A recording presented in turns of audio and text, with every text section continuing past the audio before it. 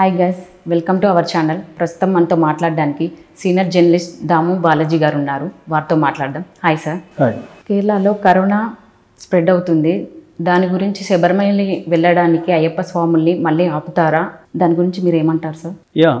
మనం యాక్చువల్గా కరోనా మీద కేరళలో కరోనా ఎలా స్టార్ట్ అయింది, ఎలా స్ప్రెడ్ అవుతుంది అనే విషయాలు చెప్పుకున్నాము. ఇప్పుడు ఏంటంటే కేరళలో అది సివియర్గా మారుతూ ఉంది. ఇప్పుడు దాదాపు దేశంలో మొత్తంగా 2500 కేసులు ఉంటాయి. అందులో 2100 కేసులు కేరళలోనే ఉన్నాయి. గత కోవిడ్-19 టైంలో కూడా one of the most affected states వచ్చి కేరళనే. సో ఇప్పుడు కూడా కేరళలో డిసెంబర్ 28న ఫస్ట్ కేసు అక్కడ స్టార్ట్ అయింది. నవంబర్ 28న అది త్వరగానే వ్యాపిస్తూ ఉంది ఇప్పుడు. అందుకని ఈ రోజు నుంచి కేరళ స్కూల్స్లో అన్నింటిలో కూడా మాస్క్ కంపల్సరీ చేశారు పిల్లలకి. ఎందుకంటే ఇది పిల్లలు అఫెక్ట్ అయితే కొంత ఇబ్బంది. రెండోది ఇది వింటర్ కాబట్టి రెస్పిరేటరీ ప్రాబ్లమ్స్ ఆల్రెడీ చాలామందిలో ఉంటాయి. అందుకని అలాంటి వాళ్ళకి ఇది ఈజీగా అఫెక్ట్ అయ్యే అవకాశం ఉంది.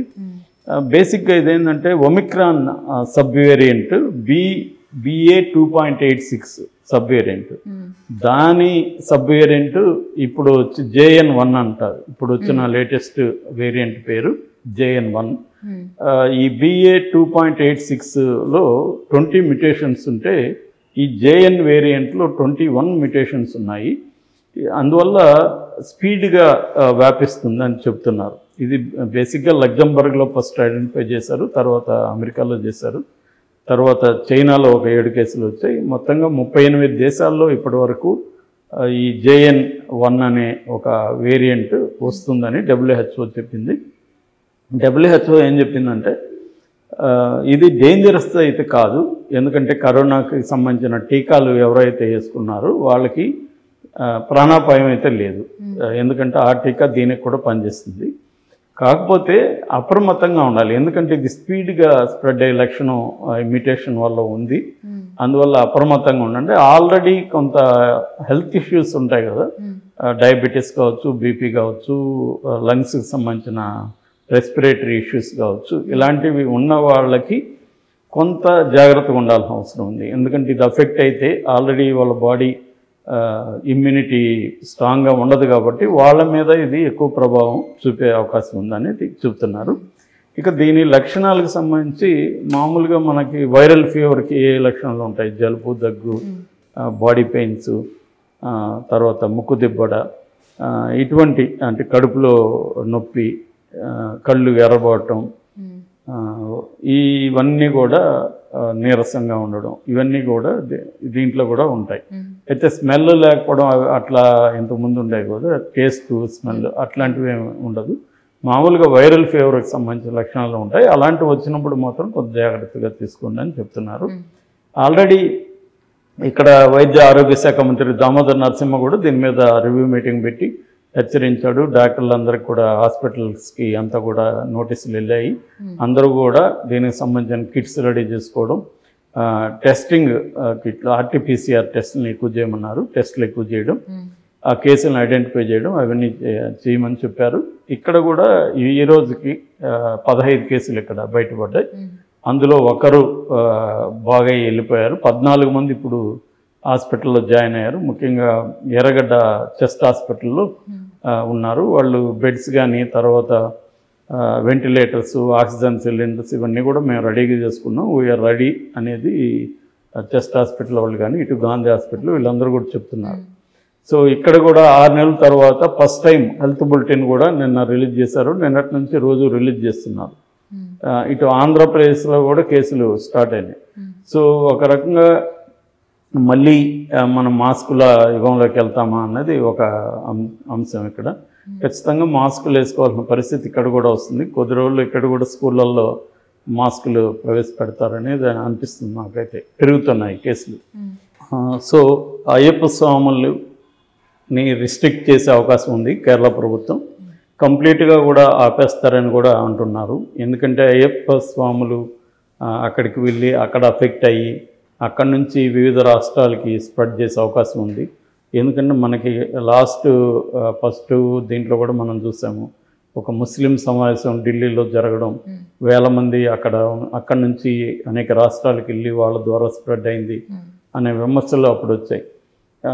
ఇదేంటంటే ఒక్కసారిగా వేల మందికి స్ప్రెడ్ అయిపోయే అవకాశం ఉంటుంది. మామూలుగా అయితే మెల్లమెల్లగా స్ప్రెడ్ అవుతుంది. మెల్లమెల్లగా స్ప్రెడ్ అయితే కొద్దిగా కంట్రోల్ చేయడానికి సమయం దొరుకుతుంది. ఇది ఒక్కసారిగా వేల మంది వచ్చి స్ప్రెడ్ అయిపోయి ఎక్కువ మందికి వెళ్ళిపోతే హాస్పిటల్ సరిపోవు, గవర్నమెంట్స్ దగ్గర యంత్రాంగం దానికి సిద్ధంగా ఉండదు. అటువంటి ప్రాబ్లమ్స్ ఉన్నాయి. ఎందుకంటే మన దేశంలో పబ్లిక్ హెల్త్ సిస్టమ్ అనేది వెరీ వెరీ పూర్. మన దేశమే కాదు, ఈవెన్ అడ్వాన్స్డ్ కంట్రీస్ అమెరికా కావచ్చు, స్పెయిన్ కావచ్చు, ఫ్రాన్స్, ఇటలీ అన్ని దేశాలు మనకంటే కూడా ఘోరంగా ఎఫెక్ట్ అయినాయి. ఇటువంటి ఒక పబ్లిక్ హెల్త్ క్రైసిస్ని డీల్ చేసే మెకానిజమ్స్ అంత ఈజీగా ఉండవు. కాబట్టి కేరళ ప్రభుత్వం త్వరగా ఇటువంటి చర్యలు తీసుకుంటే బాగుందన్న విమర్శ ఒక ఒత్తిడి అయితే వస్తుంది. ఎందుకంటే ఆల్రెడీ ఇప్పటికీ కేరళలో చనిపోయిన వాళ్ళు కూడా 40 మంది పైన చనిపోయారు, ప్లస్ 2000 మందికి పైన అఫెక్ట్ అయింది.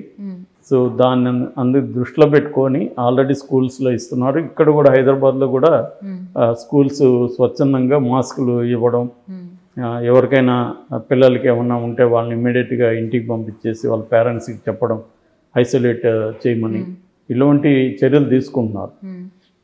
అంటే దీంట్లో ఏంటంటే మనం ప్యానిక్ అవ్వాల్సిన అవసరం లేదు, ఎందుకంటే ఇది ప్రాణాంతకమైనది కాదని చెప్తున్నారు. కానీ జనంలో భయం ఏముందంటే గతంలో కూడా ఇలాగే చెప్పారు, అప్పట్లో ఏమి రాదు చైనాలో అనేసి జోకులను తీసుకున్నాము, అది మన దాకా రాదనుకున్నాము అన్న ఒక ప్యానిక్ వాతావరణం అయితే ఉంది.